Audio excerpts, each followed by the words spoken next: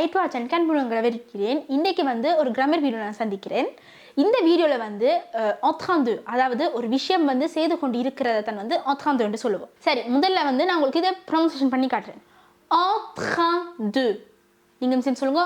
En train de. En train de. சரி வாங்க, இப்போ எப்படி அதை யூஸ் பண்ணணும்னு பார்ப்போம். En train de-ன்றது வந்து நாங்கள் ஒரு வசனத்தில் வந்து தனியாக யூஸ் பண்ணிடாது. அதை யூஸ் பண்ணுறதுக்கு வந்து முதல்ல வந்து verb être வந்து conjugate பண்ணணும். அதை எப்படி conjugate பண்ணுறேன்னு உங்களுக்கு தெரியாது என்றால் வந்து அதில் ஒரு தனி வீடியோ பண்ணியிருக்கிறேன், போய் பாருங்கோ. verb être conjugate பண்ண பிறகு en train de-ன்றது சொல்லி போட்டு தான் பிறகு infinitif. infinitifன்றது வந்து conjugate பண்ணாமலே எப்படி இருக்கு அந்த verb-ஐ வந்து டிரெக்டாகவே சொல்கிறது தான் வந்து infinitif. ஃபார் எக்ஸாம்பிளுக்கு வந்து elle est en train de manger. இதில் பார்த்தீங்கன்னா வந்து verb être வந்து est en train de manger. mangerன்றது வந்து சாப்பிட்றது வந்து infinitifல போட்டு கிடக்குது. அதனால elle est en train de mangerன்றா அவ இப்போ சாப்பிட்டு கொண்டு இருக்கிறா. சரி, இன்னும் ஒரு எக்ஸாம்பிள் பார்த்தீங்கன்னா வந்து je suis en train de parler. இதில் பார்த்தீங்கன்னா வந்து je suis-ன்றது வந்து être verb être வந்து conjugate பண்ணி கிடக்குது.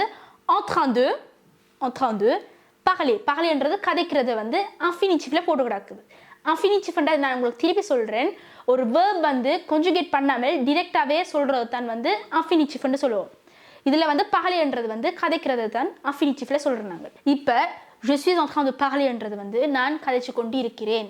en train வச்சு ஒரு வசனம் அமைக்க வந்து நீங்கள் யோசிக்க வேண்டியது ஒரு விஷயம்தான் verb être வந்து எந்தெந்த pronomoட வந்து conjugate பண்ணுறது தான். உதாரணத்துக்கு வந்து அவளண்டா elle est, நானண்டா je suis, ilண்டா அதாவது அவனண்டா il est. அடுத்த இன்னும் ஒரு எக்ஸாம்பிள் பார்த்தீங்கன்னா வந்து tu dors-ன்ற ஒரு வசனம் வந்து நார்மல் ப்ரெசென்ட்ல தான் conjugate பண்ணி கிடக்குது. அவன் நித்திரை கொள்கிறான். இந்த வசனத்தை வந்து en train de-ஓட நாங்கள் சொல்கிறோம் என்றால் tu es en train de dormir. அதாவது வந்து verb être வந்து tu es, tu-க்கு conjugate பண்ணி கிடக்குது. en train de dormir-ன்றது வந்து நித்திரை கொள்றது infinitifல நாங்கள் இப்போ சொல்லி கிடக்கு. சரி, இந்த ரெண்டு வசனத்துக்கும் உள்ள டிஃபரன்ஸ் என்னன்னு பார்த்தீங்கன்னா வந்து முதலாவது வந்து அதாவது tu dors வந்து ஒரு ஜஸ்ட் ஒரு செயலை சொல்கிறது.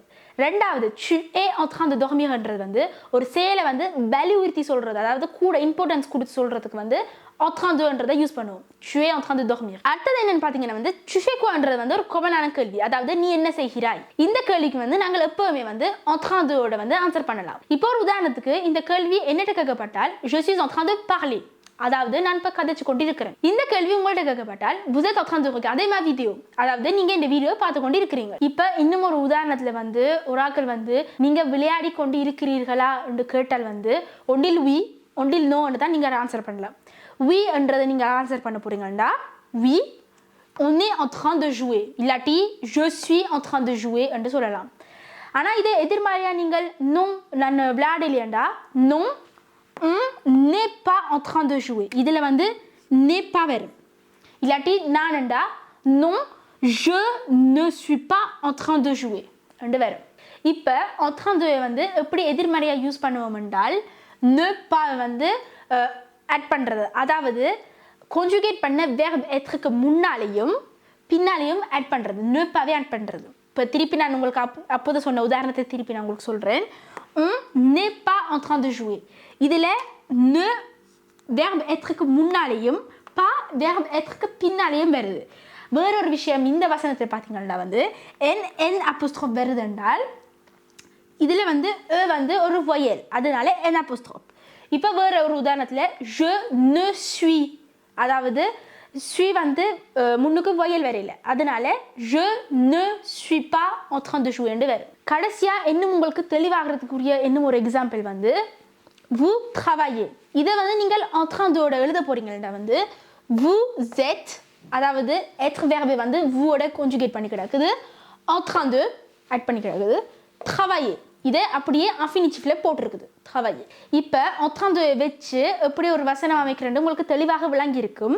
சரி, இப்போ வந்து நான் உங்களுக்கு 3 வசனம் தந்திருக்கிறேன். இந்த 3 வசனத்துக்கும் வந்து en train de வச்சு வசனம் அமைச்சு கமெண்ட்ஸில் போடுங்க. அதுக்கு சரியோ பிள்ளையோ ஒன்று நான் உங்களுக்கு ஆன்சர் பண்ணுறேன். இதை இன்னும் உங்களுக்கு ஈஸி ஆகிறதுக்கு வந்து ஒவ்வொரு verb, அதாவது ஒவ்வொரு வசனத்தின் verb-ஐயும் வந்து நான் உங்களுக்கு infinitifல பிராக்கெட்டில் இதில் போட்டிருக்கிறேன். இப்போ முதலாவதுல பார்த்தீங்கன்னா வந்து je lis, லீண்ட் infinitif தான் lire. அதாவது conjugate பண்ணாமலே அப்படியே இருக்கிற verb தான் lire. இந்த வீடியோ உங்களுக்கு ரொம்பவே யூஸ்ஃபுல்லாக இருக்கும் நான் நம்புறேன். முடிஞ்ச வரைக்கும் வந்து இந்த கேள்விக்குரிய ஆன்சரை வந்து நீங்கள் கமெண்ட்ஸில் போடுங்க.